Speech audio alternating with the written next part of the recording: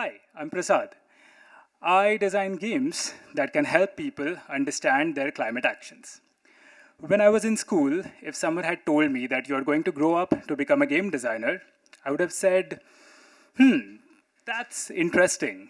Because as a school kid, I would always play games. I was busy playing games. I used to play games with my friends, and the kind of games where we designed those games, we designed our own rules. So that perfectly made sense, like if I grow up and become a game designer. But if someone had told that person who was in school at that time that when you grow up, you'll become a game designer who designs games for climate action, I would have said, why? Why do we need games for climate action? And that's because I think when I was in school, I was super complacent about climate change. I mean, we had this subject called environmental sciences in school, and in which they taught us about different kinds of pollutions, their causes, their effects. But it was not marked, it wasn't graded, so I never took it seriously. I was rather busy playing games with my friends. Until 2018.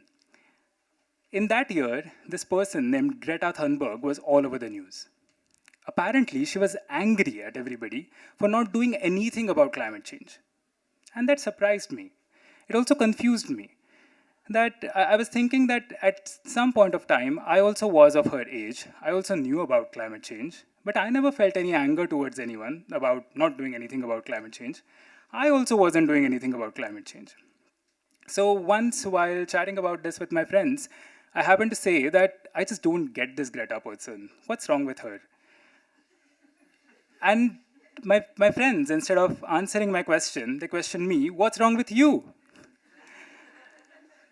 One of these friends, Preeti, is an ecologist. She studies bird behavior. She then told me about how climate change is impacting different habitats, and then that's impacting the wildlife on our planet. The other friend, Shashank, used to teach sustainable design at a design school, and then he told me about the theory of sustainability, the three pillars, and sustainable development goals. Through my discussions with these friends, by reading some books that they recommended, listening to some podcasts, I started learning about climate change for the first time. My complacency started going down, and some concerns started rising up. What are we doing about it? What am I doing about it? Around the same time, I was chatting with my PhD supervisor about what could be the topic that I pick to work on. We were discussing areas which are of our common interests and also something which is relevant as a challenge that the whole world is facing. And we thought, why not? Climate change, climate action. So as I started working in this field, I started interacting with climate change communicators and environmental educators. And those interactions helped me learn even more and more about climate change. My complacency went down to zero. But the concerns, confusions, dilemmas, questions, all of that started rising up. What I'm doing, is that enough? Is that even relevant? Do games matter? Does individual action matter? All these questions started troubling me. They trouble me even today, even now. But then there are some moments, some experiences when it all sort of calms down. One such thing happened a few months ago when I was in India. I met another friend of mine. His name is Priyadarshan. He runs this startup with a mission of stopping use of fossil fuels in our kitchens. So his startup has developed this small biogas unit that you can put in your kitchens, which will turn the food waste that you generate on a daily basis into energy that you can use to cook your meals. He also runs a cafe called Cafe Climate back in Pune on the same principle. So Priyadarshan said to me that how about like bringing your games to our cafe? Because we have lots of school kids who visit the cafe, and I would love them to know about climate change, climate actions through some playful interventions than like telling them about it just while sitting there. So when I see people like Priyadarshan valuing my work, seeing some potential in what I'm doing, I feel that yeah, I'm up to something. Maybe I can keep calm and go on.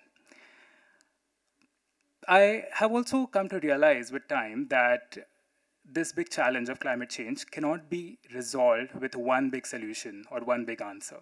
We need many, many, many solutions. Some of these could be the biogas units, some can be books, some can be films. We need some protest also, maybe, and some games. So, as you can see, I'm not that school kid anymore who would ask, why do we need games for climate action? But I think I'm becoming a person who asks, how? How do we make these interventions more and more meaningful and more impactful? So, the complacency about climate change that I had is now way down, almost in the negative. And the concerns, worries, confusions, dilemmas, questions, I would say they're still there. They keep going up and down, but I'm learning to dance with them. And I'm a terrible dancer. I mean, I told you, I'm a game designer, I'm not a dancer. But I'm learning on the job.